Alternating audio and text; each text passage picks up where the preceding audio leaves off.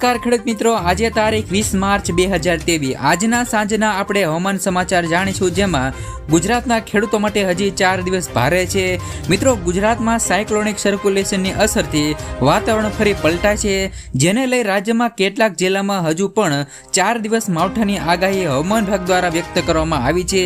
જેને લઈ મિત્રો આજે કચ્છ, સાબરકાંઠા, બનાસકાંઠા, પોરબંદર, જૂનાગઢમાં વરસાદની આગાહી પણ કરવામાં આવી છે. દેશભરમાં છેલ્લા ઘણા સમયથી વાતાવરણમાં પલટો આવતા કેટલાક રાજ્યભરમાં ભર ઉનાળામાં જળબંબાકાર જેવી સ્થિતિનું નિર્માણ થયું છે. મિત્રો, ગુજરાતના કેટલાક જિલ્લામાં ભારે પવન અને ગાજવીજ સાથે કમોસમી વરસાદ પડતા ખેડૂતોને તૈયાર થયેલો પાક અને લણણી કરેલા પાકને પુષ્કળ પ્રમાણમાં નુકસાન થતા ખેડૂતોને મિત્રો હાલ રોવાનો વારો આવ્યો છે. તો મિત્રો, ઉત્તર દક્ષિણ મધ્ય ગુજરાત સહિત સૌરાષ્ટ્રમાં ખેડૂતોની હાલત પણ કફોડી બની છે. તો મિત્રો, હવે વાત કરીએ તો આજે કયા કયા જિલ્લામાં આગાહી કરવામાં આવી છે. તો ગુજરાતમાં સાયક્લોનિક સર્ક્યુલેશનની અસરને કારણે આજે ફરી એકવાર વાતાવરણ પલટાય છે, જેને લઈ આજે મિત્રો રાજ્યના કચ્છ, બનાસકાંઠા અને સાબરકાંઠા જિલ્લામાં વરસાદ પડી શકે છે. આ સાથે મિત્રો પોરબંદર અને જૂનાગઢમાં પણ વરસાદની આગાહી વ્યક્ત કરવામાં આવી છે. મહત્વનું છે કે 21 માર્ચે પણ બનાસકાંઠા, સાબરકાંઠામાં પણ વરસાદની આગાહી કરવામાં આવી છે.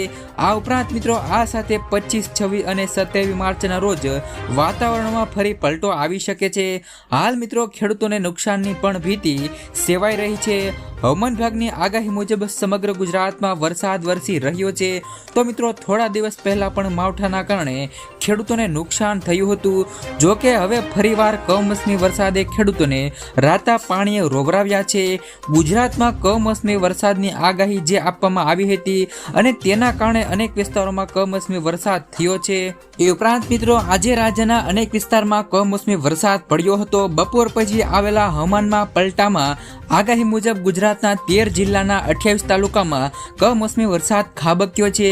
રાજ્યના 28 તાલુકામાં આજે કમોસમી વરસાદ થતા જગતનો તાત ચિંતિત બન્યો છે.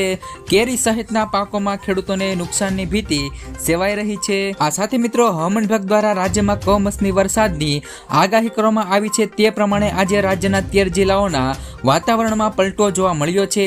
અમદાવાદમાં પણ બપોર પછી વાતાવરણમાં પલટો આવ્યો હતો. શહેરભરમાં બપોર બાદ વાતાવરણમાં પલટો જોવા મળ્યો હતો, જે બાદ સાંજે અમદાવાદમાં વરસાદી માહોલ છવાયો હતો. હવે અમદાવાદ શહેરમાં ગાજવીજ સાથે ધોધમાર વરસાદ પણ શરૂ થયો હતો.